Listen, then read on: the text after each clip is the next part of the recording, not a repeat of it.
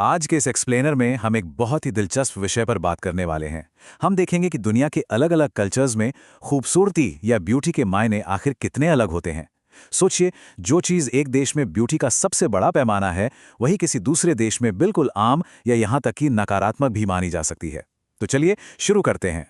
हम अक्सर सोचते हैं ना कि खूबसूरती का कोई एक यूनिवर्सल स्टैंडर्ड होता होगा जिसे पूरी दुनिया मानती होगी। लेकिन जब हम ब्राजील से लेकर कोरिया तक के कल्चर्स को देखते हैं तो सच्चाई बिल्कुल अलग नजर आती है। असल में सुंदरता का कोई एक यूनिवर्सली एक्सेप्टेड पैमाना है ही नहीं। ये पूरी तरह से सब्जेक्टिव है और इसमें बहुत बड़ा रोल प्ले करता है वहां का लोकल मीडिया, जो एक परफेक्ट लुक तय कर देता है और बाकी सब लोग बस उसके आसपास अपनी उम्मीदें बनाते रहते हैं। तो सबसे पहले फिजिकल आइडियल्स की बात करते हैं और देखते हैं कि दुनिया भर में स्किन टोन्स और बॉडी शेप्स को लेकर क्या दृष्टिकोण है। अब इन दो बिल्कुल अलग स्टैंडर्ड्स को ही देख लीजिए। एक तरफ कोरिया है, जहां पेल स्किन, एकदम स्लिम फिगर और एक बेबी फेस को आइडियल माना जाता है। वहीं इसके बिल्कुल उलट अगर हम ब्राजील की बात करें तो वहां टैंड स्किन, एक भरा पूरा यानी वोलुप्चुअस शरीर और थोड़ा मैच्योर लुक पसंद किया जाता है। एक जगह मासूमियत को अहमियत दी जा रही है तो दूसरी जगह एक हेल्दी और मैच्योर इमेज को। है ना कितना बड़ा कॉन्ट्रास्ट। और अब आते हैं इंडिया पर। यहाँ का नजरिया इन दोनों से काफी अलग है। यहाँ सोसाइटी में एक हेल्दी मीडियम बॉडी वेट को सबसे ज्यादा प्रेफर किया जाता है। अगर कोई बहुत ज्यादा दुबला पतला है तो उसका मजाक उड़ाया जाता है। अक्सर लोग मजाक में कहते थे ना कि संभल के, तेज हवा आई तो उड़ जाओगे। तो बेसिकली इंडिया में एक्सट्रीम थिननेस कोई ब्यूटी स्टैंडर्ड नहीं है, बल्कि हेल्दी दिखने को ही असल खूबसूरती माना जाता है। लेकिन क्या आपने सोचा है कि इन स्टैंडर्ड्स के पीछे वजह क्या है? दरअसल ये कई बार ऐतिहासिक क्लास मार्कर्स से जुड़े होते हैं। जैसे कोरिया के इतिहास में टैन स्किन का मतलब होता था कड़ी धूप में खेत में काम करना, इसलिए पेल स्किन अमीरी की निशानी बन गई। लेकिन ब्राजील में वहाँ टैन स्किन का मतलब है कि आपके पास इतना फुर्सत का वक्त और पैसा है कि आप बीच पर आराम फरमा सकते हैं। एक ही चीज पर अलग अलग देशों में उसके ऐतिहासिक मायने बिल्कुल बदल जाते हैं। चलिए अब थोड़ा आगे बढ़ते हैं और दुनिया भर के अलग अलग मेकअप स्टाइल्स पर एक नजर डालते हैं। ये देखिए कि कैसे रोजमर्रा का मेकअप चेहरे को पूरी तरह ट्रांसफॉर्म कर देता है। जर्मनी का लुक बिल्कुल क्लीन और नेचुरल होता है, बस हल्का सा मस्कारा।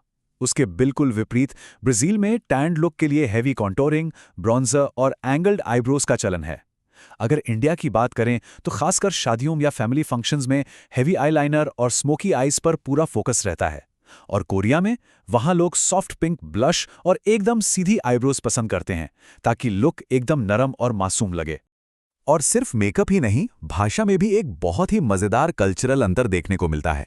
इंडिया में अगर किसी को स्मार्ट कहा जाए तो ये उनके लुक्स के लिए एक बहुत बड़ा कॉम्प्लीमेंट होता है। लेकिन जरा सोचिए, कोरिया में अगर आप किसी को स्मार्ट कह दें तो इसका मतलब उन्हें पढ़ाकू या नर्ड बुलाना होता है। मतलब एक ही शब्द पर उसके मायने जमीन आसमान का फर्क रखते हैं। कोरिया से ही जुड़ा एक और अनोखा ट्रेंड है पर्सनल कलर का कॉन्सेप्ट। आपको जानकर हैरानी होगी कि वहां करीब 80% लड़कियां रोजाना कलर्ड लेंसेज पहनती हैं।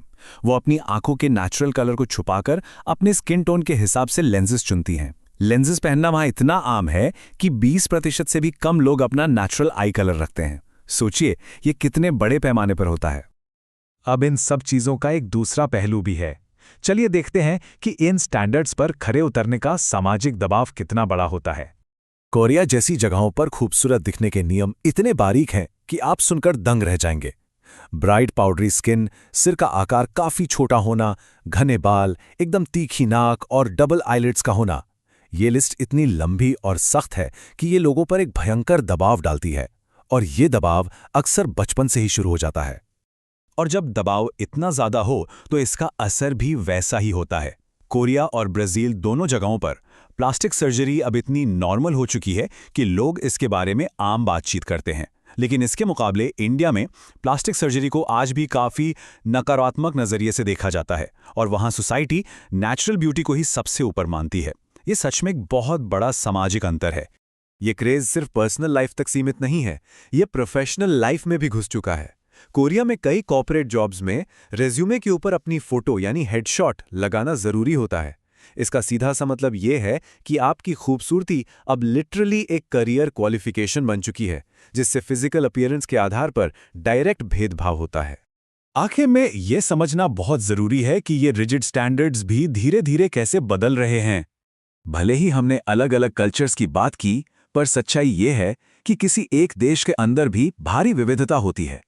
जैसे यूएस में ही देख लीजिए, वहाँ हैवी कॉन्टूरिंग पसंद करने वालों के साथ साथ नेचुरल मिनिमल मेकअप वाले लोग भी हैं।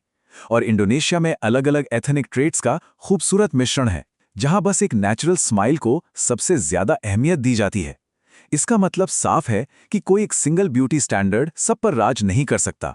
तो इन सभी कल्चर्स और विचारों को देखने के बाद एक बुनियादी बात निकल कर आती है, जो भी चीज़ आपको खूबसूरत एहसास कराए वही असल ब्यूटी स्टैंडर्ड है।